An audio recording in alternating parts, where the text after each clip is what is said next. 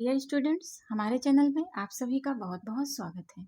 इस वीडियो में आप देख रहे हैं कविता के बहाने के प्रश्न उत्तर। ये प्रश्न उत्तर बहुत महत्वपूर्ण है और बहुत ही पूछे जाते हैं। आप इस वीडियो में बहुत ही सरल शब्दों में आप इन प्रश्न उत्तर को देखेंगे। इनकी तैयारी जरूर कर लें और इसके पहले के वीडियो में आप कविता के बहाने का सारांश और कविता के बहाने की व्याख्या देख सकते हैं, जो कि बहुत ही महत्वपूर्ण है। आइए देखते हैं इस वीडियो को, जिसमें आप कविता के बहाने के प्रश्न उत्तर देखेंगे। सबसे पहले इस प्रश्न को देखिए। इस कविता के बहाने बताएं कि सब घर एक कर देने के माने क्या है। इसका उत्तर देखिए। सब घर एक कर देने के माने से तात्पर्य यह है कि बच्चे किसी भेदभाव को नहीं जानते। उनके लिए सब कुछ समान है। उनके लिए ना ही भाषा की सीमा होती है और ना ही घर की सीमा। सब घर एक कर देने के माने, ये कविता में ये लाइन आई है और इसका माने क्या है, मतलब अर्थ क्या है इसका, तो आपको इतना उत्तर इसमें लिखना है। आगे देखिए दूसरा प्रश्न। उड़ने और खिलने का कविता से क्या संबंध बनता है।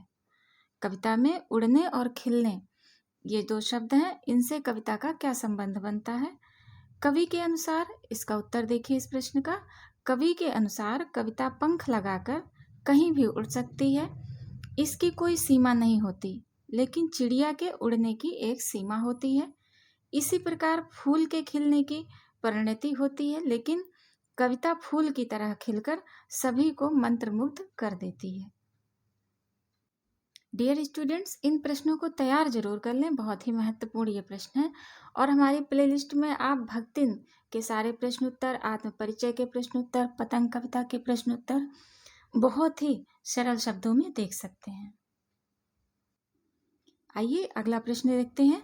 कविता और बच्चे को समानांतर रखने के क्या कारण हो सकते हैं। इस कविता में कविता और बच्चे को समानांतर रखने के क्या कारण हो सकते हैं।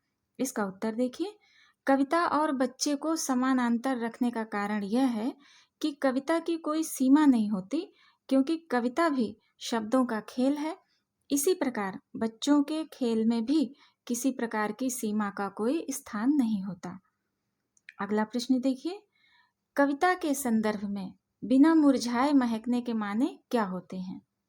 और ये आपकी कविता में एक लाइन है, बिना मुरझाए महकना, तो इसका माने, इसका अर्थ क्या होता है वो आप देखिए, जो इस कविता में प्रयोग किया गया है। इस प्रश्न को बहुत ही महत्वपूर्ण है, ये प्रश्न बहुत ही अच्छे से तैयार कीजिए इसको। कविता के संदर्भ में बिना मुरझाए महकने के माने यह है कि फूल के खिलने की और महक प्रदान करने की एक परिणति निश्चित होती है, लेकिन कविता हमें हमेशा महक और ताजगी प्रदान करती रहती है।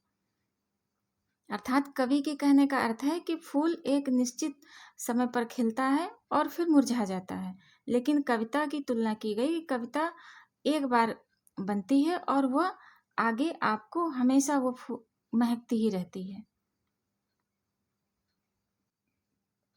अगला प्रश्न देखिए।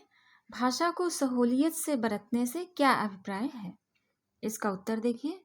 भाषा को सहूलियत से बरतने से अभिप्राय यह है कि अच्छी बात या अच्छी कविता का बनना सही बात का सही शब्द से जुड़ना होता है, और जब ऐसा होता है तो किसी दबाव या मेहनत की नहीं रहती, वह सहूलियत के साथ आवश्यकता नहीं हो जाती और बात पूर्ण रूप में समझ में आ जाती है।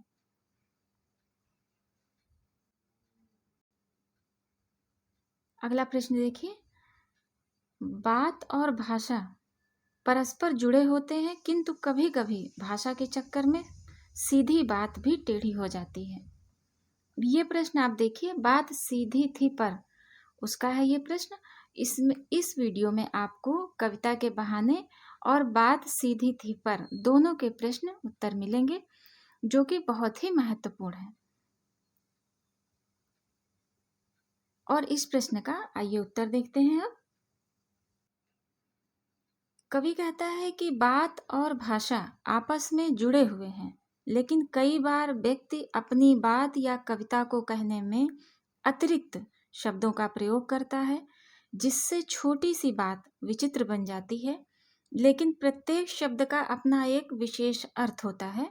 ठीक वैसे ही जैसे पेंच के लिए एक निश्चित खांचा होता है, भाषा के चक्कर में पड़कर हम सरल सी बात को भाषा की क्लिष्टता में डुबो देते हैं, जो कतई उचित नहीं है। आइए अगला प्रश्न देखते हैं। अगला प्रश्न आपका है ये, बात कथ्य के लिए नीचे दी गई विशेषताओं का उचित बिंबों मुहावरों से मिलान करें। ये एक प्रकार की एक्सरसाइज है जो आपकी किताब में है, आप उसको ध्यान से देखिए। इस एक्सरसाइज को, इस अभ्यास को आप इस प्रकार करेंगे। जैसे इसका उत्तर देखिए इस प्रश्न का, बात की चूड़ी मर जाना, बात का प्रभावहीन हो जाना, बात की पेंच खोलना, बात में कसावट का ना होना, बात का शरारती बच्चे की तरह खेलना, बात का पकड़ में आना, पेंच को कील की तरह ठोक देना, बात को सहज और स्पष्ट करना, बात का बन जाना, कथ्य और भाषा का सही सामंजस्य बनना। आइए अगला प्रश्न देखते हैं। कुंवर नारायण की आत्मजयी किस विधा की रचना है? और ये आत्मजयी एक प्रबंध काव्य है। इसका उत्तर है, ये बहुत ही छोटे प्रश्न उत्तर हैं जो आपके एग्जाम में बार बार पूछे जाते हैं, आपकी किताब में है, आरोह में है, आप इनको अच्छे से देख लें और तैयार कर लें। चिड़िया के उड़ान तथा कविता के उड़ान में क्या अंतर है? चिड़िया की उड़ान में एक सीमा होती है, जबकि कविता की उड़ान का कोई स्थान नहीं होता। अगला प्रश्न देखिए, कविता के बहाने कहाँ से ली गई है? यह कविता इन दिनों नामक काव्य संग्रह से ली गई है। अगला प्रश्न देखिए, फूलों के खिलने और कविता के खिलने में क्या अंतर है? इसका उत्तर है, फूल खिलते हैं एक निश्चित अवधि के लिए और बाद में वो मुरझाकर समाप्त हो जाते हैं, जबकि कविता खिलती है परंतु वह कभी मुरझाती नहीं है। अगला प्रश्न देखिए, कविता के बहाने के कवि कौन है? इस कविता के कवि हैं कुंवर नारायण। कुंवर नारायण की कविताओं की विशेषता क्या है? कुंवर नारायण की कविताओं की विशेषता है भाषा और विषय की विविधता कुंवर नारायण की कविताओं की विशेषता है।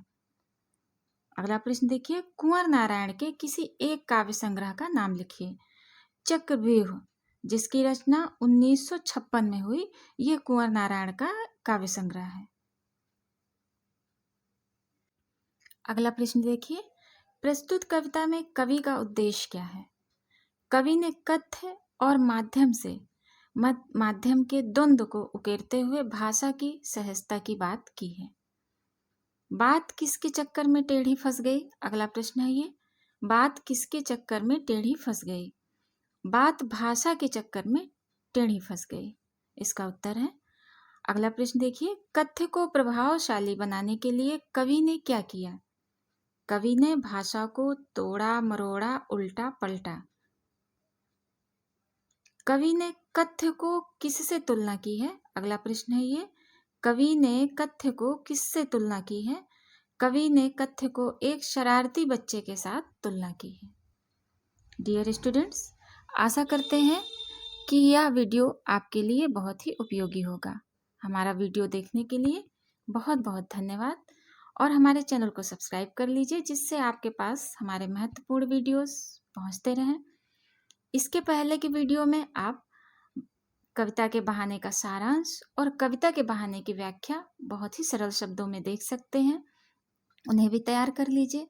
साथ ही आप क्लास 12th की प्लेलिस्ट में जाकर आप पतंग पाठ के, आप भक्तिन पाठ के और आत्म परिचय पाठ के प्रश्नोत्तर, सारांश, व्याख्या सब कुछ आप देख सकते हैं और कवियों की जीवनी भी देख सकते हैं, जो कि बहुत ही सरल शब्दों में है।